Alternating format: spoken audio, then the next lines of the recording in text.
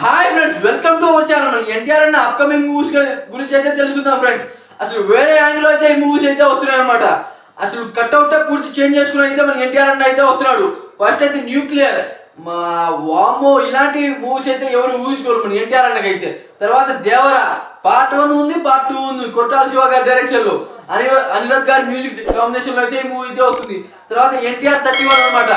వామ్మో ఊహించుకుంటే మైండ్ పోతుంది కదా ఫ్రెండ్స్. తర్వాత RRR మూవీ సీక్వెల్ అనమాట.